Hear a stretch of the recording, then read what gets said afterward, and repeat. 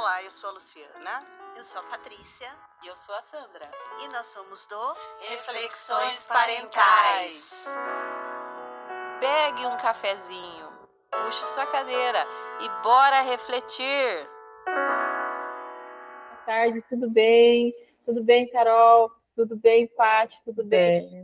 A Carol é a nossa convidada muito especial hoje. Ela vai falar com a gente sobre o transtorno do espectro autista. E ela vai passar para a gente um pouquinho.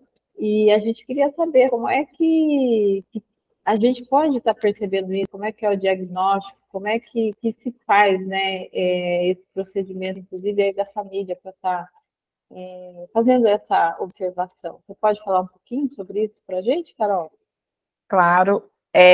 Então, né, o autismo, ele é um transtorno do grupo, né, que a gente fala que são transtornos de desenvolvimento, né? Então, acho que, assim, o primeiro critério, vamos dizer assim, né, que a gente fala do diagnóstico, é justamente ele aparecer durante a fase de desenvolvimento, né? Então, assim, ali até os 12 anos de idade. Mas, hoje em dia, a gente já tem uma noção de que a gente tem sinais já que que a gente pode identificar desde bebês, né? Hoje em dia, o diagnóstico ele pode ser feito a partir dos 18 meses de idade, né? Então, seria ali 1 ano e meio, né? Do bebê. E, assim, acho que são vários sintomas, né? Mas eu acho que o mais fácil ali de identificar, né, para as famílias terem um alerta, é sempre aquela criança que não tem muito contato visual. Então, por exemplo, aquele bebê que não olha muito nos olhos, até na hora de amamentar, né? A gente sabe que às vezes quando a gente amamenta o bebê, ele fica ali, né, olhando, às vezes solta até o peito para falar, né? O meu adorava conversar, eu amamentei pouco tempo, exclusive, mas o meu adorava conversar. Eu estava mamando, soltava o peito, falava, eu falava assim, depois a gente conversa, né? Fora, você está aí querendo bater papo. Mas, né, esse bebê que não olha muito, né, para a mãe, não interage muito.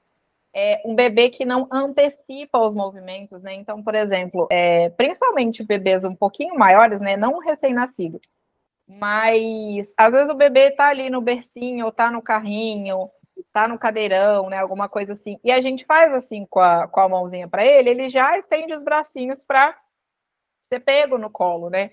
Então, um bebê que não tem esse reflexo, que às vezes você faz o movimento ali de pegar, e ele fica meio na dele ali, não tem essa antecipação dessa troca, né, de contato, também seria um sinal de alerta, né, para os pais. Atraso de fala sempre é um sinal de alerta. Não significa que todo atraso de fala é autismo, mas o atraso de fala, ele pode ser um sinal de autismo. Então, de qualquer forma, a criança com qualquer atraso de fala é interessante buscar a avaliação de um profissional de fonoaudiologia, né, para ver o que está acontecendo. Se é simplesmente uma falta de estimulação, né, às vezes as pessoas não conversam com a criança ou deixam a criança na frente da tela e pode causar um atraso de fala, ou se é alguma questão mesmo do aparelho, uma questão física mesmo, né, uma questão aqui, vamos dizer assim, orgânica, se alguma outra questão neurológica, que não é o autismo, né, mas o atraso de fala, de qualquer jeito, ele pode ser um sinal. Qualquer perda de habilidade da criança, tá? Só voltando aí no atraso de fala, né, para a gente entender o que seria atrasado, né? Uma criança ali de 1 ano de idade já para ela estar falando ali algumas palavrinhas, né? Já está ali falando mamãe, papai, pedindo água, palavras curtas. Uma criança de 2 anos de idade já é esperado que ela esteja formando frases curtas, que seja frase de 2 palavras, tipo, quer água, dá tal coisa, né? Dá biscoito. Ela já precisa estar formando frases ali curtas de 2, 3 palavras, né? Crianças maiores, por exemplo, já é esperado que uma criança ali por volta dos 4 anos de idade esteja falando a maior parte dos fonemas, a maior parte dos sons com perfeição. Uma criança ali com 3 anos e meio, já precisa falar de uma forma que qualquer pessoa entenda. né? Que não precisa ali daquela tradução simultânea ali da mãe, né? Então, qualquer sinal que seja diferente disso, já é interessante buscar a ajuda de um fonoaudiólogo, de qualquer forma, para entender o que está levando esse atraso de fala. E qualquer perda de habilidade é um sinal bem de alerta, assim, do que a gente fala que é o autismo regressivo. Porque algumas crianças manifestam já os sintomas desde o comecinho, né? Tem pais que relatam que, basicamente, desde recém-nascido, já notavam, às vezes, uma apatia ali do bebê, essa questão de não ter uma troca de olhar, de não se desenvolver ali, de ter já ali um atraso de desenvolvimento desde o comecinho. Mas tem crianças que se desenvolvem num ritmo típico, né, num ritmo normal, e ali por volta dos 18 meses, elas têm uma regressão. Então, às vezes, uma criança que já falava algumas palavras, como era esperado, e ela para de falar, ou era uma criança que às vezes já estava caminhando né, que com um ano e meio já é para essa criança estar caminhando sem apoio, e ela para de caminhar, né? Então é um sinal de alerta muito muito importante, né, para esse autismo regressivo que a gente fala, que é quando a criança começa a se desenvolver de uma maneira atípica e esse desenvolvimento para ou até volta, né? Ele regride. Então, assim, são sinais de alerta bem interessantes, bem importantes, né? A gente falando de crianças maiores, né, a essa questão da fala, e não só a criança não falar, mas às vezes a criança fala, mas ela não consegue se comunicar direito, né? Porque falar é diferente de se comunicar, né? A criança pode conseguir falar no sentido de, né, falar é emitir um som com a boca, né? Falar uma palavra. Se comunicar envolve essa alternância, né, de turno, envolve essa intenção de conseguir alguma coisa, de comunicar alguma coisa, né, de se expressar. Então, às vezes a criança fala, mas ela não tem uma intenção de comunicar, ela fala frases soltas, ela só repete frase do desenho, ou ela não consegue manter uma conversa de alguém responder alguma coisa, perguntar alguma coisa para ela, e ela responder alguma coisa que tem a ver ali com o que foi perguntado, né? Então, às vezes a pessoa pergunta uma coisa, ela responde com uma frase de desenho. Então, aí a gente tem uma dificuldade na comunicação, né? Então, assim, os critérios diagnósticos do autismo são justamente para a criança, né, ser diagnosticada com autismo, ela precisa ter dificuldades na comunicação social, né? E padrões de interesse restritos, né? E atípicos. Então, é aquela criança, às vezes, que tem uma fixação muito grande com determinada coisa, não uma fixação no padrão, assim, de, por exemplo, saiu um filme novo da Disney e a criança gosta muito e quer ter todos os brinquedos e quer assistir trocentas vezes. Não. É da criança só falar aquilo, só falar sobre aquilo e meter aquilo em tudo. E responder, né, ficar só se comunicando, falando, repetindo falas daquele desenho, né, ou crianças com muita rigidez comportamental. Então, por exemplo, a gente sabe, todo mundo tem as suas preferências, mas às vezes a criança só consegue, aquela criança que só bebe água no copo tal, se não tiver o copo tal, ela passa o dia inteiro sem beber água. Se o copo quebrar, ou às vezes vai viajar e tem que levar aquele copo, porque senão ela não bebe água de jeito nenhum, né? Você não pode, de forma alguma, trocar a marca, sei lá, do iogurte, porque senão ela não toma. É uma criança que, às vezes, se a marca trocar a embalagem do produto, que às vezes faz, porque mudou ali a identidade visual, a criança não toma, né? Então, usa a marca do iogurte tal, o iogurte de morango que tem o morango cortadinho lá daquele jeito. Se a marca muda a embalagem, coloca, não, vamos colocar para ficar mais bonitinho, vamos colocar um morango sorridente, a criança não toma, porque ela não identifica que é o iogurte que ela toma. Então, assim, é essa rigidez, ou de às vezes ter rituais que ela tem que cumprir de qualquer jeito. Então, vai tomar banho, tem que ser naquela ordem, se mudar a ordem de alguma coisa do banho, ela entra em crise. Então, assim, quando a gente fala, né, de padrões restritos, dessa rigidez comportamental, é sobre isso, né? Então, assim, crianças que às vezes ficam muito irritadas, muito sobrecarregadas, quando estão em ambientes, às vezes, com muita estimulação, né? Então, a criança, às vezes, tem muito apego à rotina. Então, né? Rotina é super importante, eu sou super fã da rotina. Criança precisa de rotina. Mas uma criança que é muito apegada à rotina, que se sair da rotina, ela entra em parafuso, é um sinal de alerta, né? Né? Que seria essa rigidez, né? Criança, às vezes, que se incomoda muito com essa questão, com mudanças de rotina, com muita estimulação. Então, assim, não são necessariamente sintomas, né? Não são todas essas coisas que eu falei que são sintomas de autismo, né? Mas como a Sandra perguntou, né? Como é que a família identificaria, né? Às vezes, para ter um alerta, né? Então, acho que esses são alguns pontos que São sinais de alerta, né? são sinais de alerta ali que eu acho que valem a pena se a criança. Claro que não é, gente. Se a criança tiver um desses sintomas, você levar para avaliação de autismo. Mas se a criança, por exemplo, se você identifica ali 2, 3 coisas que eu falei ao mesmo tempo, já é uma coisa que vale um sinal de alerta. E uma coisa que eu acho interessante também, que acho que dá para todo mundo fazer, porque é uma escala muito facilzinha de aplicar, e inclusive ela é obrigatória nas consultas de puericultura, né, naquelas consultas de rotina ali de pediatria, é obrigatório nas consultas do SUS de 18 meses. Não sei se aplica à rede particular, eu tenho certeza que no SUS se aplica. Tem uma escala de rastreamento de autismo, que, na verdade, né, nas consultas, né, nessa consulta de 18 meses, ela deve ser aplicada para todas as crianças, tendo sinal de alerta ou não, que ela chama M-Chat.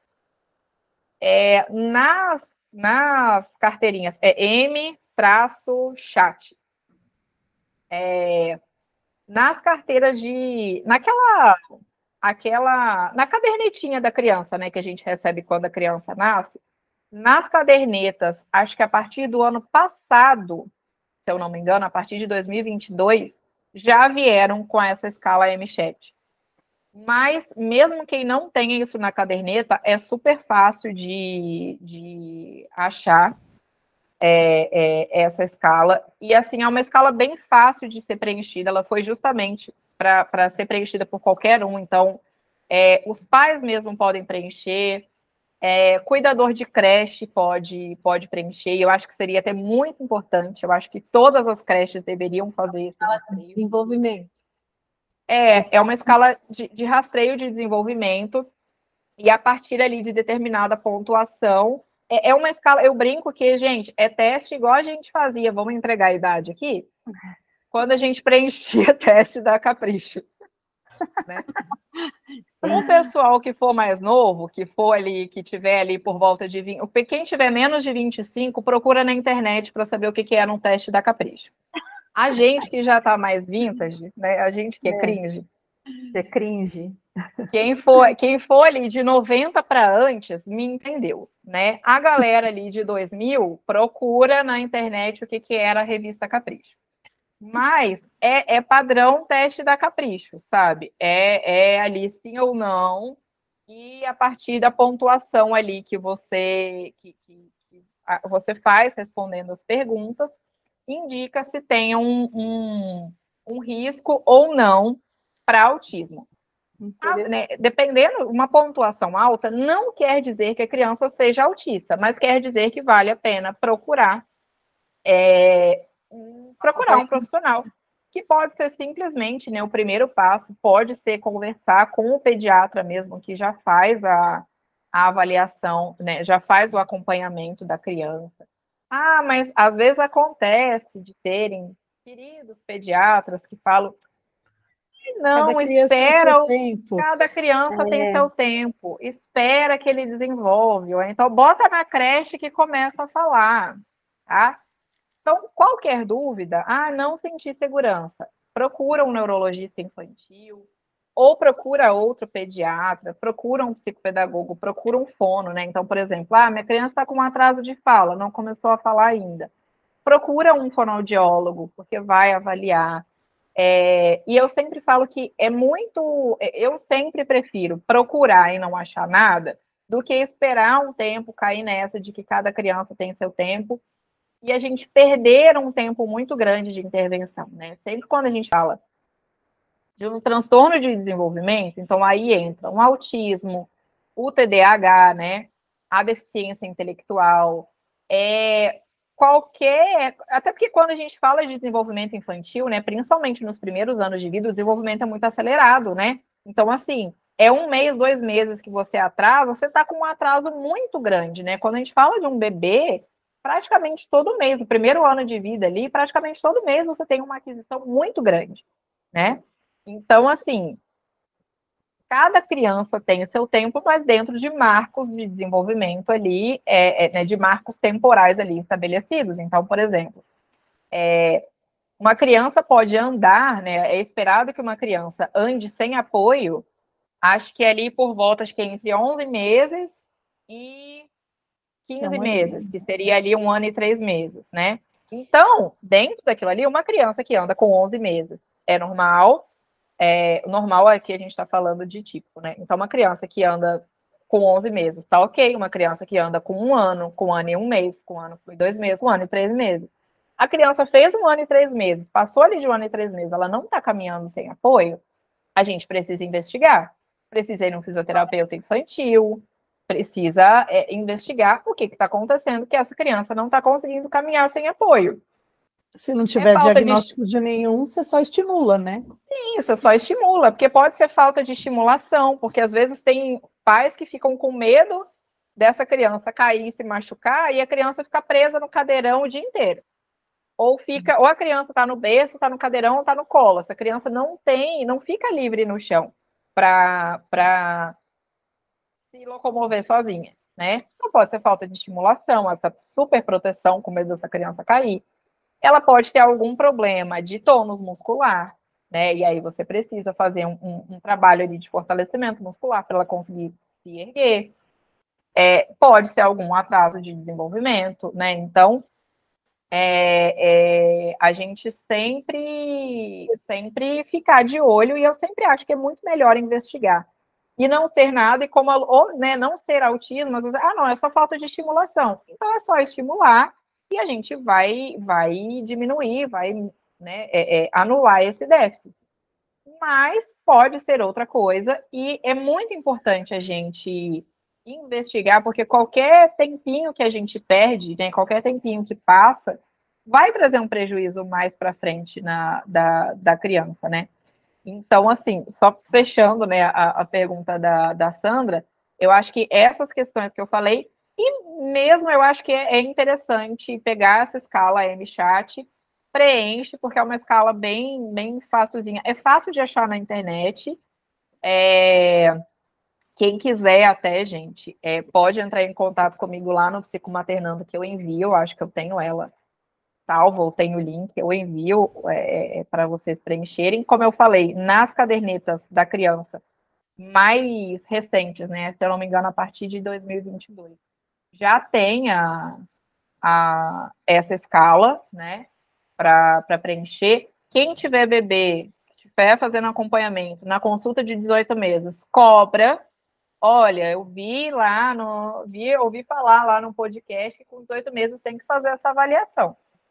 Então, cobre do pediatra que faça, porque é uma coisa assim, que você vai responder em 10 minutos, 5 minutos, mas que pode poupar, né, um tempo ali de dificuldade muito, muito grande. Né? De oportunidade, assim, que as pessoas falam, né, Carol?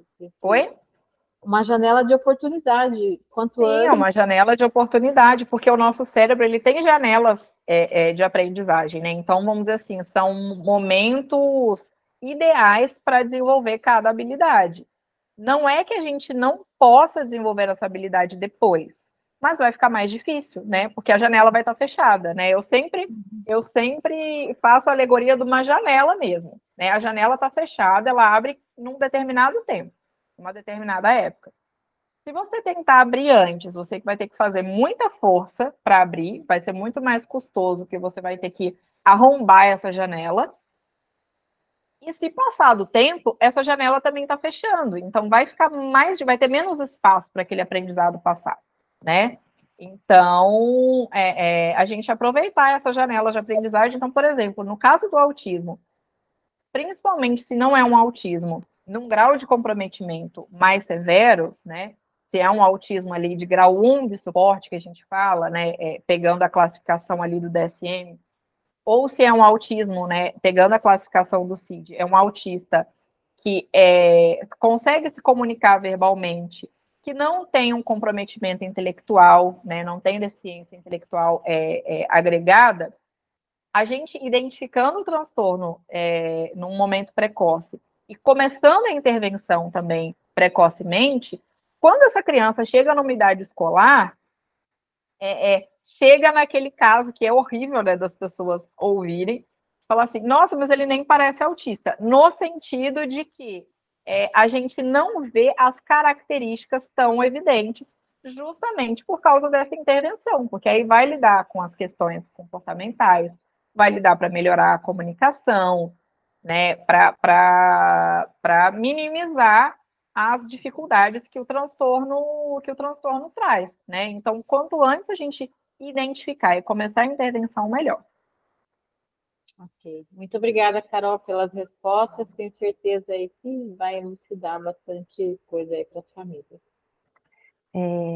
Carol, você falou que quanto antes melhor, enfim, para poder aí ajudar a criança. Então, mas eu já percebi isso, e eu não sei, né, se você também já teve essa situação, de, por exemplo, para os familiares, ser difícil identificar, assim, o professor às vezes pode identificar, ou, né, alguns sinais ali, como você disse, que podem ser alertas, ou, né, no caso de ser bem pequenininho, às vezes é o avô, às vezes é o tio, e os próprios pais, muitas vezes, por medo do diagnóstico, eles não conseguem ver, né, como se aquilo fosse pior, ter o diagnóstico. Existe isso mesmo, essa resistência dos pais? Ou a impressão que a gente tem muitas vezes que está de fora, porque a gente já está, né, com o olhar mais treinado, com os sintomas? Então, eu acho que tem um pouco dos dois, né? É difícil, principalmente quando é o primeiro filho ou quando é uma pessoa que tem um filho único e às vezes não tem outras crianças na família para fazer essa comparação. Então, às vezes, a gente não sabe, e principalmente porque, assim, as pessoas, de um modo geral, né, a gente tem muito pouco conhecimento sobre desenvolvimento infantil, né? Sobre o que é esperado de cada fase. Então, quando a pessoa, às vezes, foi ali o primeiro filho, ela não tem um sobrinho, né? Então, por exemplo, o meu caso mesmo, né? O meu caso não de ter uma criança autista, mas eu tô falando assim, o meu filho, né? Filho único, eu só tenho um filho, e não tenho sobrinhos, né? Meu marido é o mais velho, os meus cunhados não têm crianças, então não tem muitas crianças próximas. E às vezes a pessoa não, justamente por não ter essa criança para comparar, né? Por mais que a gente sempre fale, a gente não pode comparar uma criança com a outra. Não no sentido daquela comparação de, meu filho andou antes que o seu. Meu filho já sabe fazer tal coisa, meu filho já fala inglês, já fez curso técnico no Senai com 5 anos de idade. Não nesse sentido. Mas essa é muito isso que a Patrícia falou, de às vezes esse transtorno ser identificado na escola, né? Porque aí, às vezes, a professora, não só por ter um olhar mais treinado, mas por ter mais crianças, né? Por mais que seja uma turma muito pequena, se você tiver um grupo de, sei lá, musicalização, ou qualquer atividade que a criança faça, que às vezes tem 5 crianças juntas ali, você consegue, às vezes, identificar uma que tem ali, às vezes, alguma questão do comportamento, do desenvolvimento, que é muito desviante das outras, né? Ou ela está atrasada, ou ela está muito adiantada, né? Lembra um outro sinal aqui que eu lembrei também que pode ser um sinal de autismo, é o que a gente chama de hiperlexia. Então, uma criança também que aprende a falar muito cedo, né? O atraso de fala pode ser um sinal, e uma criança também que desenvolve a fala muito antes, ou que aprende a ler e a escrever muito antes, também é um sinal, né? Então, assim, uma criança com 3 anos de idade que já consegue ler já consegue ler uma palavra. E não uma palavra assim que ela está acostumada, né? Porque, por exemplo, às vezes a criança já lê, que ela olha um letreiro e fala assim: ali uma loja da Claro. Ela olha o letreiro e fala Claro, mas é porque ela viu uma propaganda na televisão falando Claro e associou aquele som claro com a bola vermelha lá, com uma escrita no meio. Não é isso. É a criança ler uma palavra mesmo, que ela nem conhece às vezes, sabe? Da criança, sei lá, olhar um aparelho e ler o nome da marca, alguma coisa assim, ou ler uma palavra. A criança lê em inglês sem nem ter sido exposta a isso. A criança que é muito pequenininha e já conhece os números até muito maior. Então, assim, também é um risco, né? Porque a hiperlexia ela está muito ligada ao autismo. Então, às vezes, e também é um conhecimento e não um conhecimento funcional. Não é que a criança aprendeu a ler e ela consegue usar. Não, ela é só por uma repetição mesmo. Ela conhece os números, mas ela não necessariamente vai saber usar os números. Mas ela conhece aquela grafia ali, né? Aquele símbolo. E aí, qualquer grupo de crianças, você consegue identificar uma criança ali que está muito desviante da outra, né? Crianças ali de idades parecidas. Mas alguns pais têm, assim, essa resistência, né? Com relação ao diagnóstico. Eu acho que não é fácil para ninguém, né? Receber um diagnóstico de um transtorno, principalmente do autismo, que assim é um transtorno que traz muitas limitações, né? Por mais que a gente fale que se identificar precocemente a gente consegue minimizar muitos déficits, mas traz muitas limitações, né? Às vezes são limitações sensoriais, são limitações, então vai continuar tendo dificuldade de comunicação. Então, às vezes você pode ver, e hoje em dia a gente tem muitos autistas, adolescentes e adultos se expressando, né, nas redes sociais, dando palestra, e aí tem gente até que contesta o diagnóstico, fala, não, mas da palestra não é. Só que às vezes a pessoa não sabe que, assim, aquela pessoa foi dar uma palestra de meia hora e depois ela fica 3 dias ali quase catatônica, porque ela gastou muita energia mental e, vamos dizer assim, muita energia social, vamos dizer assim, de estar na frente de um monte de gente ali dando uma palestra. Uma coisa que para uma pessoa atípica, pode ser muito comum. Ela vai lá, vai falar e vai para casa, né? Então, às vezes, essa pessoa socializar, ela tem que conversar com alguém, ela tem que, por exemplo, pegar um ônibus, é uma coisa muito difícil, né? Se locomover sozinho é uma coisa muito difícil. Tomar uma iniciativa de perguntar alguma coisa, de fazer compra sozinho, perguntar alguma coisa para alguém numa loja, é uma coisa muito difícil. Então, assim, eu acho que não é fácil receber um diagnóstico, né? Principalmente, às vezes, quando a pessoa não está buscando, vamos dizer assim, né? Porque, às vezes, os pais já notam ali que tem alguma questão diferente, que tem alguma coisa ali suspeita, e aí buscam o diagnóstico, ou às vezes a criança está ali em sofrimento, uma criança que tem muitas crises e coisa e tal, e é taxada ali de birrenta e tal, e às vezes o diagnóstico traz um alívio, de tipo assim, ufa, agora eu sei o que o meu filho, né, eu sei o que a minha criança tem, e agora a gente vai começar os tratamentos e vai lidar com isso. Mas para muitos, né, de certa forma, é comparado a um luto, assim, né? A gente fala um luto não é porque você perdeu aquela pessoa, mas é um luto daquela idealização que você fez, né? Uhum. Principalmente, às vezes é uma criança que não é verbal, então você não sabe se você vai conversar com a sua criança alguma vez na vida. Conversar assim, você pode usar o que a gente fala, né, comunicação alternativa, vai conversar, vai ensinar a criança a escrever, a ler e escrever ali no computador, no tablet, mas você não sabe se você vai conseguir ouvir a sua criança te chamando pelo nome, te chamando de mãe. Você não sabe se você vai ouvir a tua criança falando eu te amo. te mandando um beijo, né? E mesmo que seja um autista de um grau de suporte nível 1, né, que não precisa assim, de um suporte tão grande, tem todas essas limitações, né? Uma coisa que foi muito marcante para mim, né, foi ver uma publicação de uma mãe de autista falando, né, que a projeção, né, de uma criança típica, né, quando a gente tem um filho, os nossos filhos são crianças típicas, são crianças que não têm nenhum transtorno, eles vão ficando independentes, né? Vocês já têm filhas adolescentes já, acho que talvez na fase adulta, né? A filha da Paty já mora sozinha, né?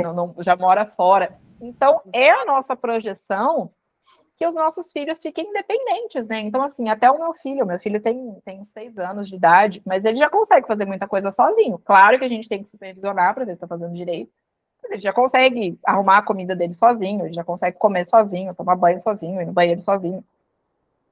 Quando a gente tem uma criança atípica, isso não acontece, né? E muito pelo contrário, às vezes os problemas vão se agravando, às vezes as dificuldades vão se agravando, né? Então, assim, às vezes é difícil essa identificação, e ainda tem uma outra questão que dificulta, principalmente quando são famílias que não têm muita informação, às vezes elas têm esse comparativo da família, mas na família tem um monte de autista não identificado, e aí a pessoa fica assim, não, né? Às vezes ela compara com outra criança e fala assim, não, mas o primo é igualzinho.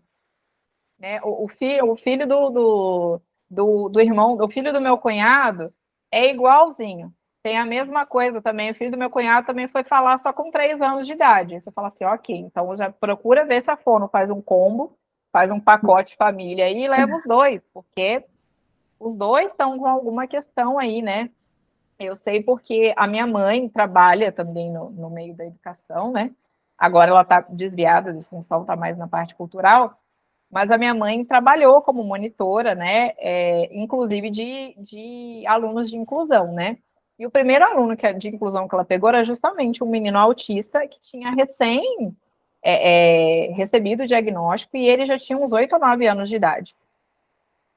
E a escola já há muito tempo, acho que ali desde a época da alfabetização, chamando a família, falando, olha, leva ele para avaliação e tal, e a mãe não levava. A mãe demorou a levar o laudo para a escola, com medo, porque a família também tem esse temor, né? De que a criança vai ser rotulada, né? Vai ser julgada. Sendo que a criança vai ser rotulada e vai ser julgada de qualquer forma, porque de qualquer jeito ela não vai se comportar, não vai agir igual uma criança típica, né? Então ela vai ser rotulada de qualquer jeito e sem uma justificativa do transtorno, né?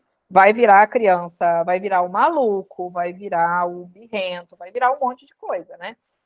Mas, e aí, a minha mãe contou, né?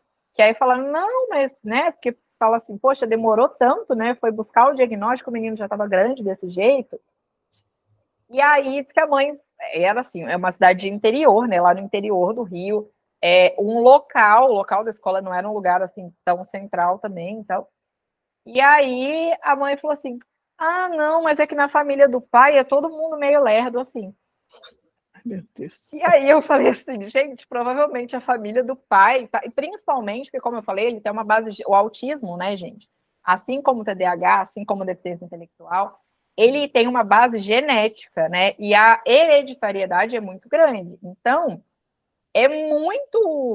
assim, é uma chance muito grande de uma pessoa autista gerar um filho autista, né? Não é assim, direto, não é um gene só, né? Igual a síndrome de Down, são vários genes afetados, mas tem uma base genética. E é uma herdabilidade de tipo, sei lá, 70%. Assim, é bem grande. Né?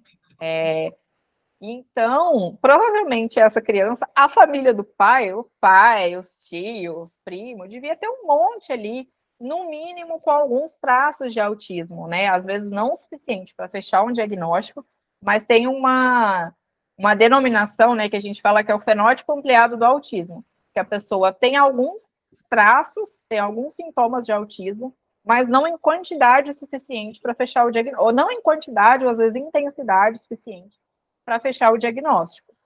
Mas o que acontece? Às vezes, o pai ou o avô, ou tem um tio que tem esse fenótipo ampliado, e ele não vai ter o diagnóstico ainda, mas a próxima geração vai ter. Então, às vezes, é o filho, o neto, o sobrinho, tem, porque a família já tem uma quantidade razoável ali de erros na cópia, né, dos genes, porque quando a gente se reproduz, né, a gente copia como se a gente tirasse uma xerox dos nossos genes. Então, é como se fossem saindo umas falhas, quando a gente tira a xerox, que sai uma falhazinha, sai um risquinho, sai um borradinho. Então, a gente vai tirando xerox, tirando xerox, tirando xerox, e aí, só que quando sai esse borradinho, a gente tira a xerox em cima desse borradinho, e às vezes sai uma falha um pouquinho maior. Então, como nessa família já tinha uma quantidade significativa desses errinhos de cópia, ali, no máximo, umas 2, 3 gerações para frente, vai vir alguma coisa, vai vir alguém com erros suficientes para ter um diagnóstico efetivo de autismo. E aí, uma outra pergunta, Carol, você falou, né, já falou da importância da rotina, né, tanto para quem tem TDAH e no autismo a gente sabe o quanto a rotina é importante também. Alguma outra dica para os pais que têm um filho diagnosticado com autismo que pode facilitar a rotina da casa? Porque a gente sabe que, infelizmente, quem depende do SUS, por exemplo, as terapias são muito pouco tempo disponível de terapia, né? Não é a quantidade que seria o ideal para o desenvolvimento daquela criança ou daquele adolescente. Então, o que os pais poderiam fazer em casa, de repente, para ajudar nessa construção de autonomia, no desenvolvimento, ajudar no desenvolvimento, né? Eu acho que tentar, à medida do possível, fazer essa estimulação em casa, né? E é sempre interessante ter um suporte mínimo ali, às vezes, de um terapeuta, né? Então, mesmo que às vezes não consiga, né? Por exemplo, porque realmente, se a gente for ver o que a gente tem de embasamento científico de terapia, né? O autismo precisaria de uma terapia muito intensa, né? Muitas horas de intervenção, que às vezes, se a gente for fazer particular, fica muito caro, né? Se for pagar um profissional particular, fica muito caro. Se a gente for depender de um convênio de saúde, às vezes o convênio não libera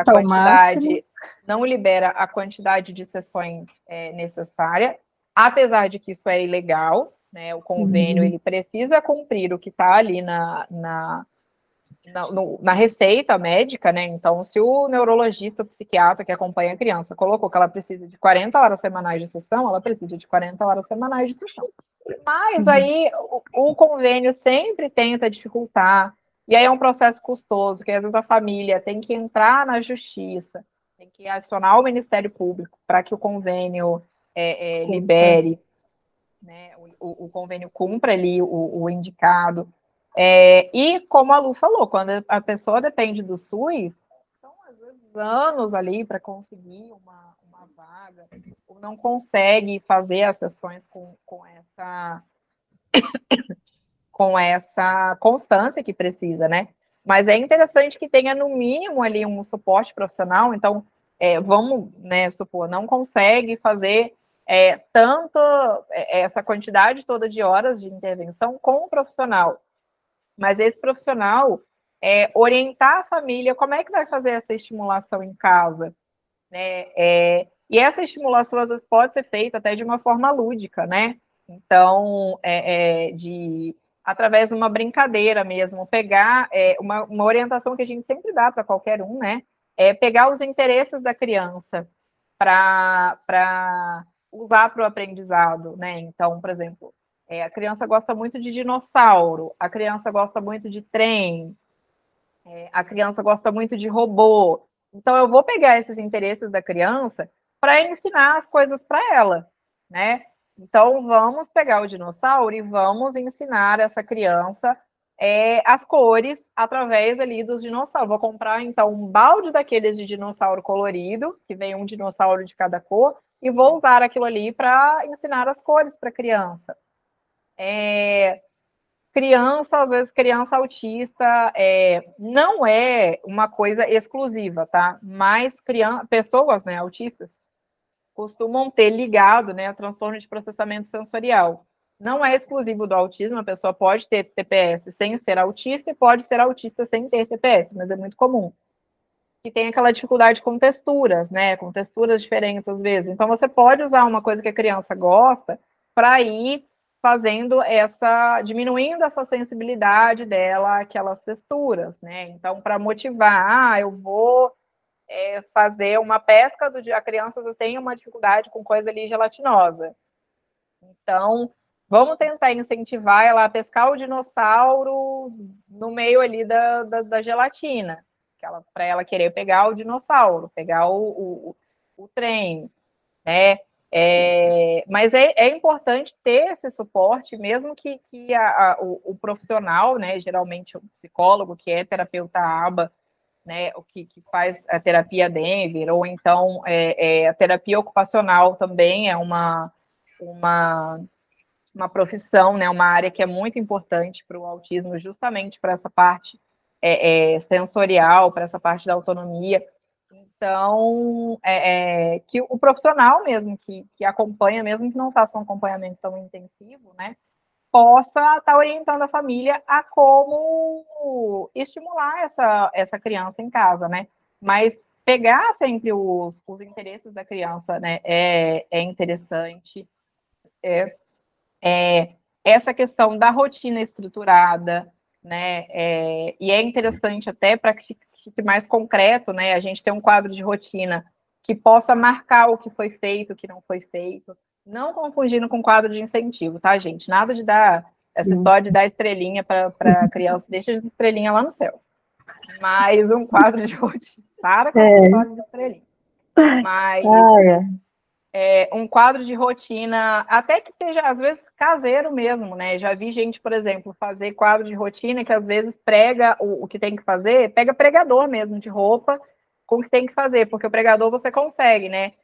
Tirar ele de um lugar e colocar em outro. Ou então faz fichinhas e coloca um bolsinho do lado. Então, à medida que aquela tarefa for feita, você tira a fichinha e coloca naquele pacotinho ali, naquela caixinha, para mostrar o que já foi feito, o que ainda não foi feito, né? Porque o autista, ele precisa muito dessa previsibilidade, né?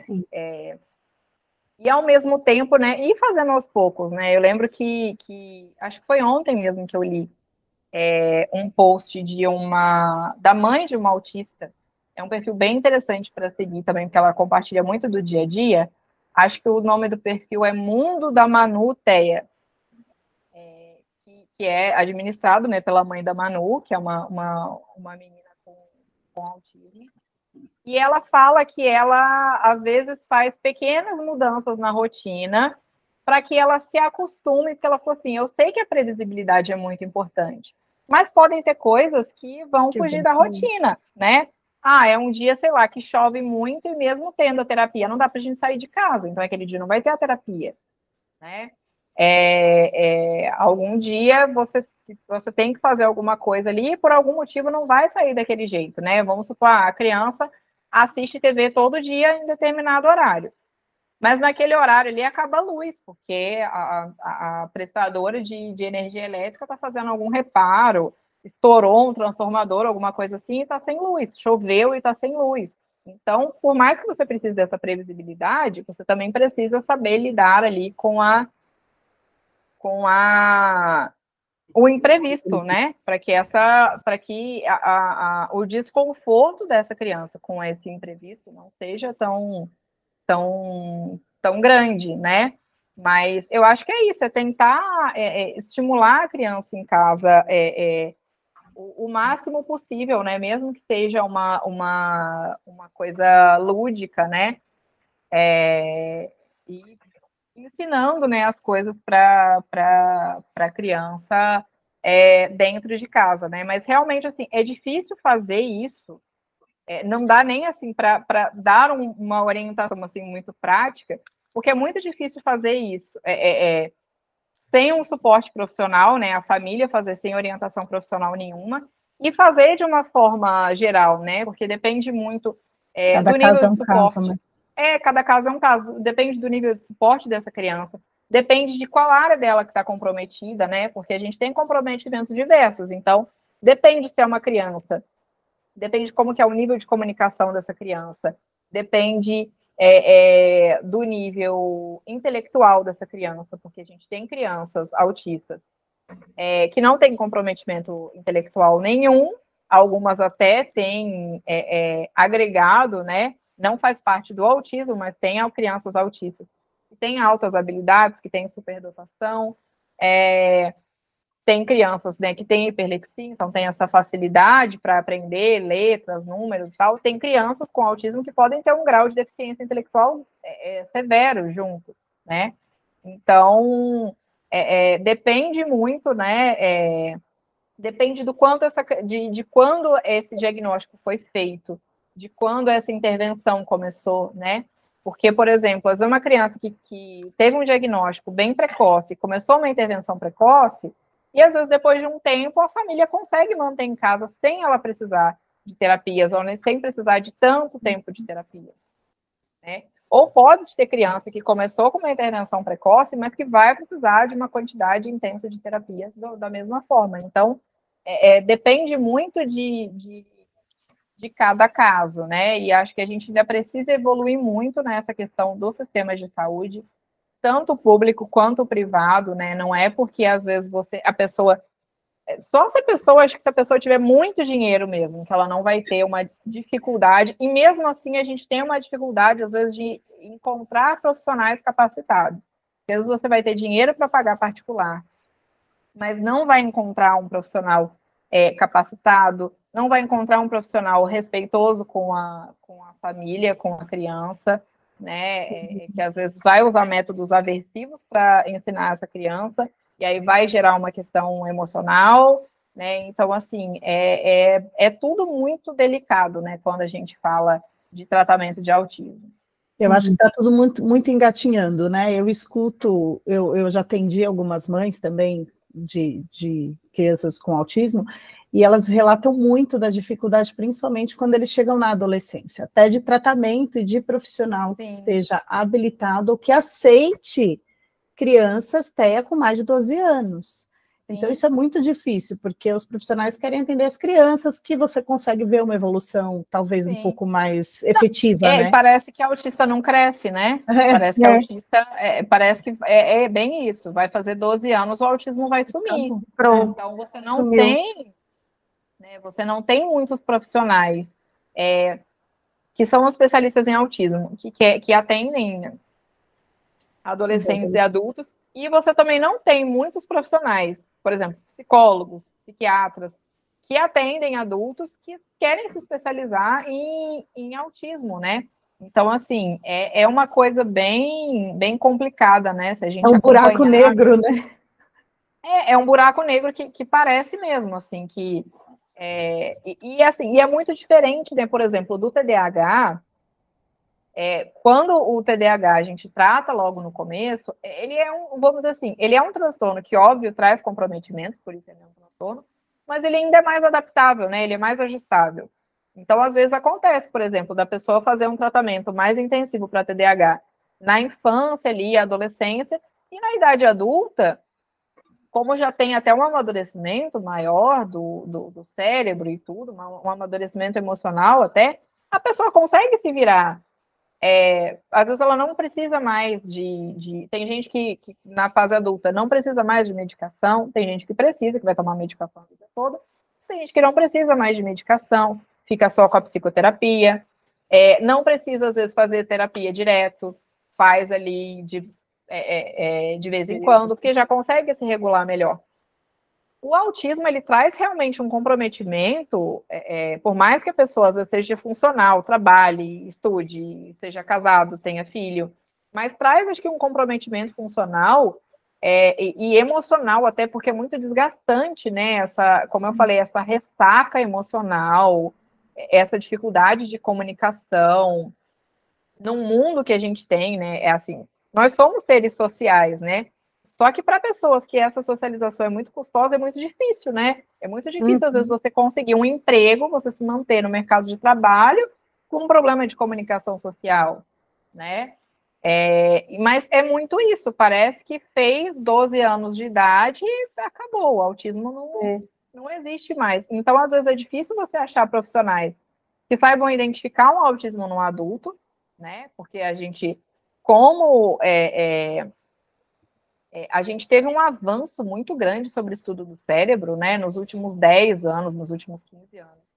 Então, coisa que a gente não tinha quando a gente era criança, né? Quando a gente era criança, quem era identificado como autismo era aquele autismo mesmo muito severo, né? Era uma criança que não falava, que não interagia de forma alguma, né? Era aquela coisa típica ali daquela criança que ficava virada com o canto, se batendo a cabeça na parede, se balançando. Era muito essa coisa bem estereotipada, né?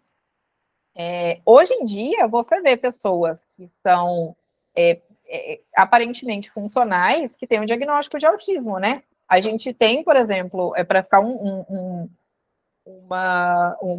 exemplo assim, bem impactante, né?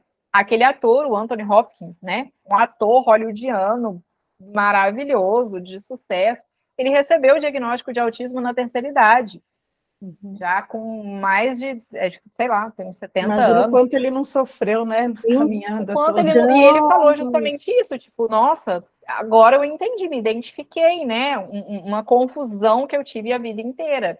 Mas por quê? Imagina, né, um ator já, um homem já de mais de 70 anos de idade, imagina isso há 60 anos, 60 e poucos anos, mal se ouvia falar de autismo, mal se tinha diagnóstico, né? O autismo foi começar a ser falado na década de 1940. E isso muito ali, Estados Unidos, Europa Ocidental, não foi uma coisa que espalhou muito, né? Para o mundo todo, né? Eu nasci em 1990, e assim, quando eu era criança, não se falava de autismo, assim, o autista ainda era isso, bem estereotipado, né?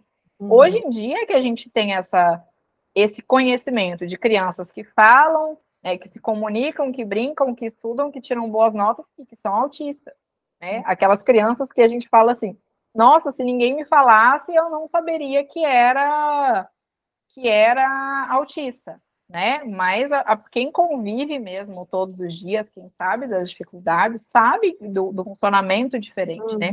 Porque o autismo, ele é um funcionamento diferente do cérebro.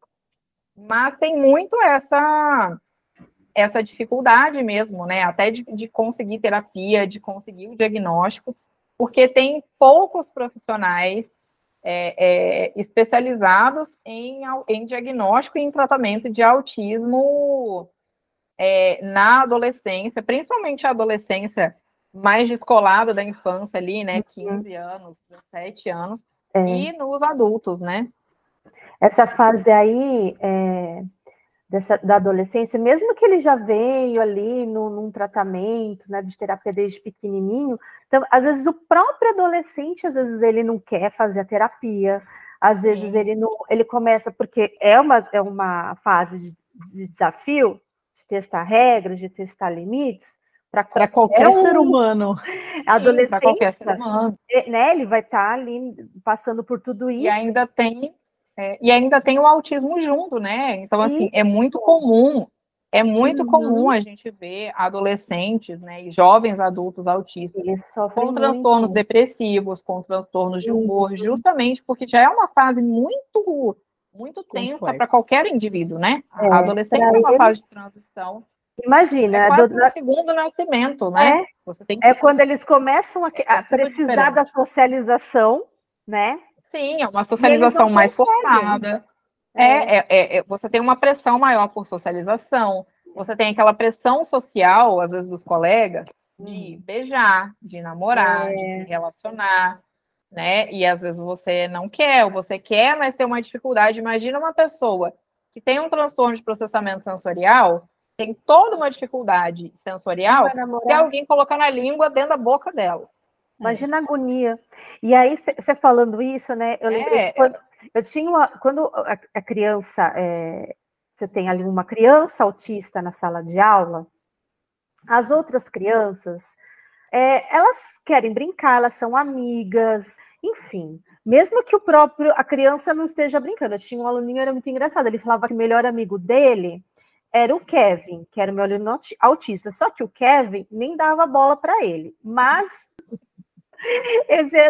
ele achava que estava tudo bem. Mas quando eles começam a entrar na adolescência, mesmo aqueles amigos que estavam ali sempre junto com eles, acabam se afastando, porque eles querem, eles estão, né, ir para as festinhas, fazer as coisas que todo adolescente faz, o amigo não vai, ele fala, então fica aí. Então eles começam a sentir muito mais isso, né? É aí que eu acho que a terapia, os profissionais, eles precisavam também se especializar nessa fase da vida, que ela é tão particular e muito pouco falada. E eles começam a perceber nessa fase até o bullying na escola, porque os amigos se afastam. Então, é uma fase muito difícil, né? Eu, quando comecei a estudar mais sobre isso e ir atrás, eu juro que eu fiquei indignada. Falei, gente, cadê esses psicólogos para atender essa galera que eles crescem? Não tem. E é uma coisa que não dá para você tratar isoladamente, né? Porque é isso, não dá para você continuar tratando o autismo como você trata com uma criança, porque as necessidades vão ser diferentes. Na adolescência, a gente tem toda essa questão da pressão social, a gente tem uma pressão que ele vai ter vestibular, e estão todos os colegas fazendo vestibulares, será que vai fazer, será que não vai? Né, essa transição para a vida adulta, como é que vai ser, né? E é isso, tem essa transição para a vida adulta com os meus colegas. Estão indo fazer faculdade em outras cidades, estão indo morar fora, estão indo morar sozinhos. E essa pessoa, às vezes, fica dependente da família para sempre, porque não é, às vezes é super funcional, mas não funcional o suficiente para morar sozinho. Isso.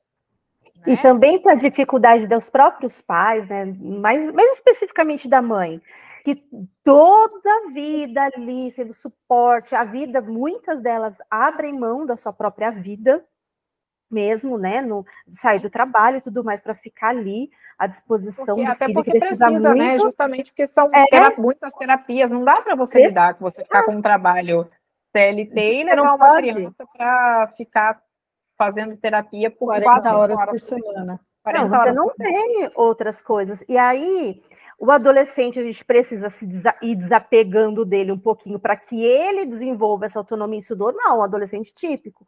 Mas o atípico, então, para a mãe é muito mais difícil. Então, aí ele começa na rebeldia, querendo fazer coisas que às vezes até ele sente que ele pode conseguir, mas a mãe não se sente confiante o suficiente também. Então, assim, é muito desafiador, muito. E às vezes esse adolescente ele fica até mais dependente do que quando ele era criança, né? Justamente por essa questão que você falou, de que às vezes quando é criança, a comunidade, né, os amigos abraçam, né? Porque é uma criança especial e etc, né? Que o pessoal ainda fala especial é pastel, é uma criança com deficiência. Mas é uma criança, né? Mas é o termo que as pessoas usam, né? É uma criança especial, é um anjinho azul, é alguém sem maldade, todo mundo acha lindo, principalmente quando é uma criança autista que não tem questões de agressividade, né? Porque aí não, já vira se agressivo, pronto. Do mesmo jeito. Mas quando é uma criança autista, né? Principalmente quando é mais ou menos funcional, ou mesmo quando não fala, mas quando é quietinha, de boa, é uma criança ali que todo mundo abraça. E aí, quando cresce, não é mais tão bonitinho, não é fofinho, né? Não. E pelo contrário, às vezes fica aquele adolescente imaturo, porque como ele não consegue fazer as mesmas coisas que os amigos, ele se fecha, às vezes no convívio da família, ele se torna mais dependente, não dependente fisicamente, mas mais dependente emocionalmente da família, mais apegado da família, que é isso que você falou, os amigos estão indo para outras áreas, estão fazendo outras coisas, e aí recai uma pressão de cuidado, principalmente de cuidado emocional, muito maior nessa família, né? Porque esse adolescente não tem mais ninguém, às vezes, além da família, para se relacionar, para que compreenda, que aceite ali as particularidades dele, né? De que às vezes assim, eu vou sair, mas não pode ser um lugar com muito barulho. Aí como que é o adolescente? O adolescente quer ir para balada, quer ir fazer as coisas. Como é que você arruma uma companhia para ir para um lugar silencioso, para ir para um parque? Não vai. Seja num lugar silencioso, quando os colegas estão todos querendo ir para balada, para boate, com som alto e luz piscando. É verdade. Não é fácil, né, Carol?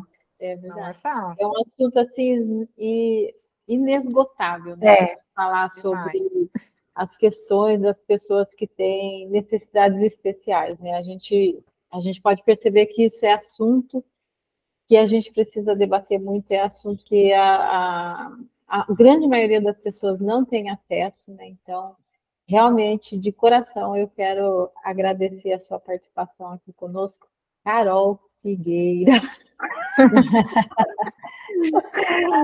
Carol, como é que você falou antes de ser Carol Castro, depois eu Castro? Ela Figueiredo, que ela falou. Mas ela já mudou. Eu já gravei um story falando Carol Castro. Me perdoa. E, assim, agradecer mesmo de coração a sua participação, a sua disponibilidade com a gente aqui. A gente tem certeza que vai ser, assim, de grande valia para todas as famílias que estiverem ouvindo. E eu quero te pedir, se você tiver alguma coisa ainda que você quer pontuar, que vai fazer total diferença na vida dessas famílias, né, que tem essas condições, né, atípicas, se puder deixar alguma última questão aí, Uma mensagem que você queira falar, né? E já de antemão te agradeço muito, mesmo essa sua disponibilidade nesse trabalho lindo que você faz estar aqui com a gente nesse tempo. Tá bom? Bom, eu que agradeço, né, por esse convite, né, de estar falando, acho que de temas tão importantes e de temas que eu gosto tanto de falar, né. Eu falo assim que dentro da psicopedagogia esses temas são a minha paixão, né, falar sobre essa parte de cérebro, falar sobre neurodesenvolvimento, né, sobre esses transtornos, trazer mais esclarecimento sobre isso, né. Eu sempre falo que desde o começo do Psicomaternando, né, o meu lema é ser uma psicopedagogia e uma educação descomplicada, né? Então, falar sobre esses temas de uma forma que fique acessível para qualquer pessoa, que traga um esclarecimento, traga uma aplicação prática, né? Então, agradeço imensamente o convite de vocês de estar aqui participando do podcast. E eu acho que a mensagem é muito essa, né? De não esperarem, né? Acho que fixar isso, não esperar o tempo da criança, então é sempre melhor investigar e não achar nada do que perder um tempo assim precioso, né, de intervenção, seguir os tratamentos, né, na medida do possível, seguir as indicações. Então, não consigo ir tantas vezes, mas tentar fazer essa estimulação em casa. Hoje em dia, a gente tem muito conteúdo de qualidade, até nas redes sociais, tem muitos profissionais, às vezes, que fazem treinamento online para dar um amparo ali, né, para fazer uma estimulação. Então, tem muitos institutos, tem muitos profissionais, né, que têm conteúdo de muita qualidade, né, acho que até assim, para deixar algumas referências aqui, né, tem a doutora Maíra Gaiato, não lembro agora, gente, agora me deu um branco, Maíra ou Maiara? A Maíra, né? Maíra. Eu falei, gente, me deu um branco agora se era Maíra ou Maiara. Tem a doutora Maíra Gaiato, tem um instituto aqui em São Paulo, né? Dá muitos treinamentos, dá muitos cursos, tem muito conteúdo, né? Tanto para pais quanto para profissionais, nessa questão de lidar com autismo.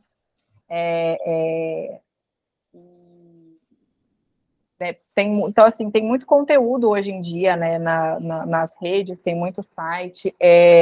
Um outro instituto, vamos dizer assim, de cursos que tem muita coisa interessante também é o CBI of Miami, que apesar do nome, é de um médico brasileiro, né, mas é porque ele mora lá nos Estados Unidos, o Dr. Gustavo Teixeira, também é especialista em autismo, e assim, os cursos têm um valor bem acessível, então tem curso livre, tem pós-graduação nessa área de saúde mental. Então, eu acho que é bem isso, né? E também, né, até para a gente puxar a sardinha para o nosso lado, né, da disciplina positiva, tem um livro específico da disciplina positiva, né, que é a disciplina positiva para crianças com deficiência, que aborda as deficiências no geral, mas fala muito sobre o autismo, né? e as pessoas sempre se perguntam, né, se é possível, inclusive, falando em podcast, né, eu até gravei em abril um podcast com o Papo de Pai, podcast, que é do meu amigo Niltinho, do perfil, né, do Instagram do Apaixonado, falando, né, sobre disciplina positiva e autismo. E nesse livro, né, da disciplina positiva para pessoas com deficiência, né, elas meio que já começam com esse questionamento, né, porque as pessoas se questionam muito se é possível usar a disciplina positiva, se é possível usar uma educação respeitosa para crianças com deficiência, para crianças autistas. E eu repito o que a Jenny Nelson fala, né, não só é possível, como é a melhor forma de educar essas crianças, né, porque se a gente sabe que para crianças típicas, a gente ter uma educação respeitosa, a gente ter uma educação centrada em desenvolvimento de autonomia, centrada em encorajamento, é tão importante, para crianças atípicas, ela é mais importante ainda, né? Ela é fundamental.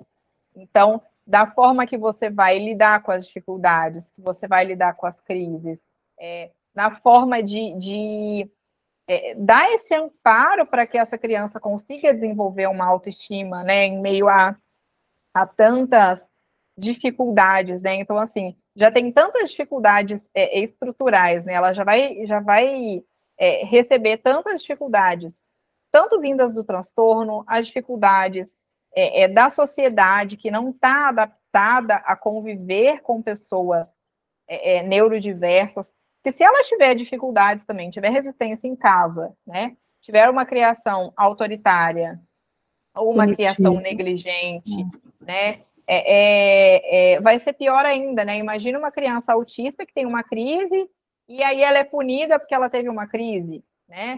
Ou ela é sempre vista...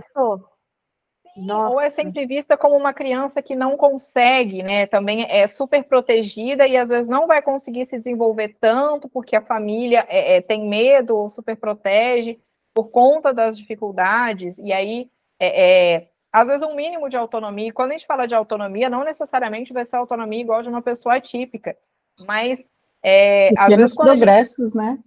Pequenos progressos, que seja conseguir se limpar sozinho no banheiro, conseguir tomar banho sozinho, conseguir pegar água no filtro, na geladeira sozinho, sabe? São pequenos progressos que a gente precisa incentivar, que a gente precisa encorajar, e que a disciplina positiva dá essa base para a gente fazer com respeito, até com a estrutura, né, que a pessoa precisa. Então, toda essa questão de organização da rotina, como é que a gente vai fazer uma rotina respeitosa, como é que a gente vai dar essa estrutura, esse acolhimento que essa criança precisa, né? Então, busquem avaliação, busquem tratamentos, né? Busquem os direitos das crianças.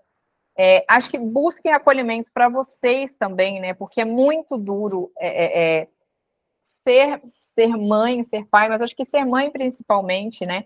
Porque a gente está numa sociedade em que os cuidados, né, as atividades de cuidado, elas estão 99,9999% em cima das mães.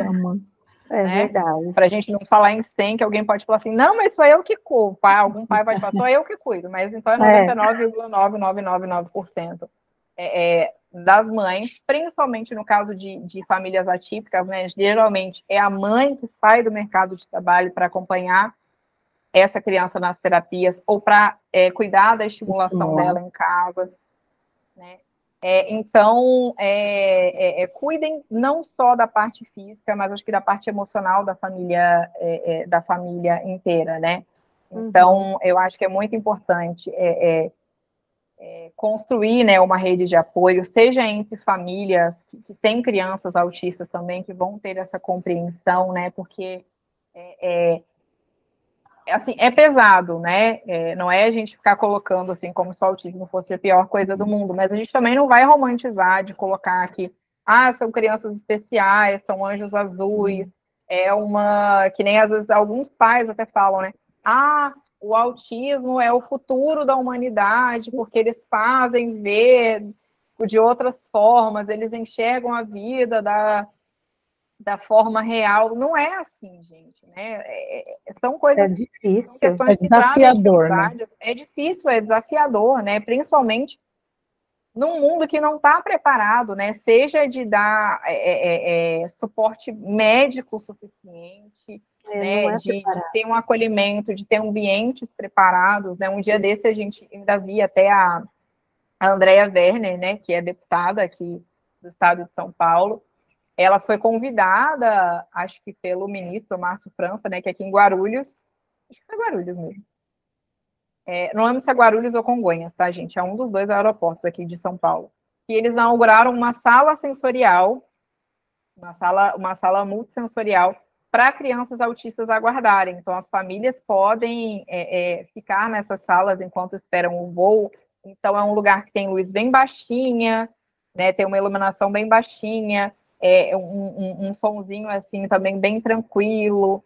E aí tem tipo, piscina de bolinha, tem muitas coisas assim de estimulação sensorial bacanas, mas uma coisa assim muito tranquila para que essas crianças fiquem ali relaxadas enquanto elas estão esperando. Se eu não me engano, acho que no Galeão, no Rio, também estão construindo uma sala dessa.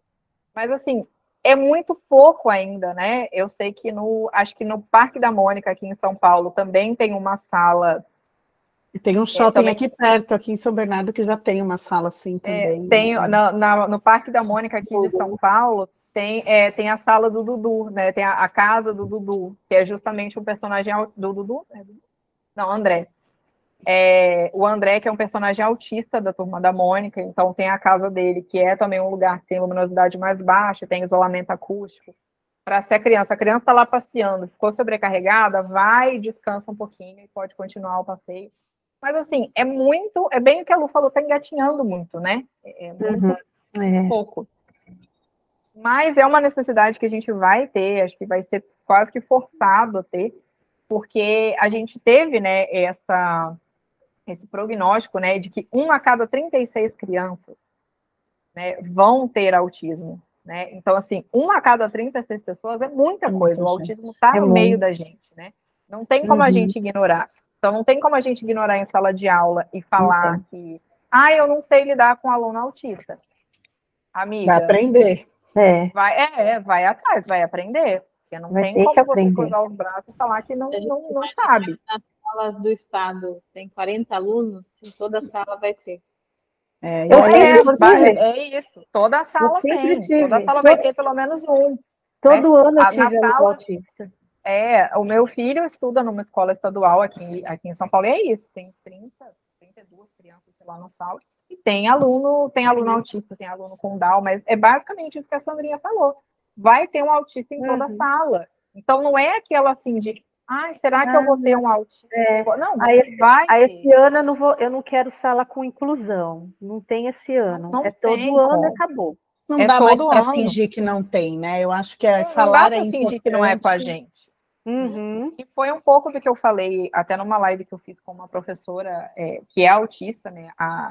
A Luciele, que é um perfil também que eu recomendo muito que vocês conheçam, é o Que Tributeia, o arroba dela. Ela é mãe de 3 autistas, ela é autista, é professora, acho que ela ainda está fazendo, não sei se ela está fazendo ou se ela já concluiu, mas ela estava fazendo mestrado em educação, ela é professora, mas a gente estava falando isso, né? A gente ficou por muito tempo com um processo de segregação, né, nas escolas especiais. Então, meio que, se eu não trabalhava numa escola especial, eu não tinha nada a ver com a educação especial, não precisava saber lidar. Quando a gente veio com a lei de inclusão, que mesmo assim, depois que a lei foi escrita, ainda demorou uns anos para essas crianças serem colocadas nas salas de aula, né, nas escolas regulares, nas salas de aula regulares, mas mesmo assim, isso já tem mais de 10 anos, porque eu lembro que eu trabalhava em escola, não como professora ainda, eu trabalhava como auxiliar de secretaria, se eu não me engano, foi ali em 2010 que começaram a colocar as crianças, os alunos de inclusão nas salas regulares mesmo. Mas assim, gente, já tem 13 anos. E as pessoas continuam fingindo que não é com elas. Sim, entendeu? exatamente. A gente sabe que a gente precisa de mais estrutura, né? Por exemplo, aqui é um absurdo que O meu filho estuda numa escola que tem mais de 1.000 crianças. Acho que tem 1.100 e poucas crianças. Então, tem mais de 500 crianças em cada turno.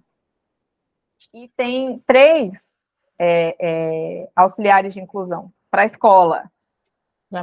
Só na turma do meu filho, tem 3 alunos de inclusão. Tem um aluno autista, tem uma aluna com Down e o outro, eu não sei o que tem, mas tem 3 alunos de inclusão na sala. Uhum. E tem 3 auxiliares para a escola inteira. Então, é meio que assim, o aluno autista, aparentemente, assim, acho que ele é um grau de suporte, um nível de suporte mais leve, com muitas aspas, né? Mas, por exemplo, essa aluna com Down, às vezes, fica muito agitada, então, assim, essa profissional chega, uma dessas 3 profissionais chega só para tirar ela um pouco da sala, porque ela está muito agitada, mas não tem um suporte para a professora, não tem um suporte para fazer uma adaptação curricular, é tudo tudo improvisado, né? A gente precisa de mais esforço, desde o micro até o macro. Então. Né? A gente precisa de mais estrutura do poder público, mas a gente também precisa de mais boa vontade individual, né? Para falar assim, para não ficar também só de braço cruzado e falar assim, eu não tenho estrutura, não sei o que eu vou fazer, não tenho apoio. E você não tem apoio, essa criança também não vai ter apoio. Essa criança vai ser empurrada ali sem apoio, sofrendo bullying, não conseguindo fazer as coisas a vida inteira. Como é que isso vai ficar? Né? Então, assim, a gente precisa de mais boa vontade em todas as escalas. É verdade. É um assunto interminável, né, gente?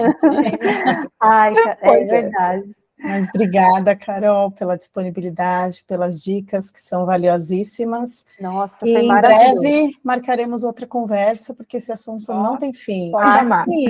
Assim, Carol, você vai ter que vir de novo com a gente. Depois a gente vai colocar na descrição todas as indicações de perfis que a gente comentou aqui na live, de perfis informativos, né, de onde as mães podem coletar essas ajudas, né, do que fazer em casa, com dicas práticas ali para o dia a dia. É isso. Certo? Obrigada, meninas. Obrigada. Obrigada, Carol. Tchau, tchau. Até a próxima. Até a próxima. Tchau. Espera aí.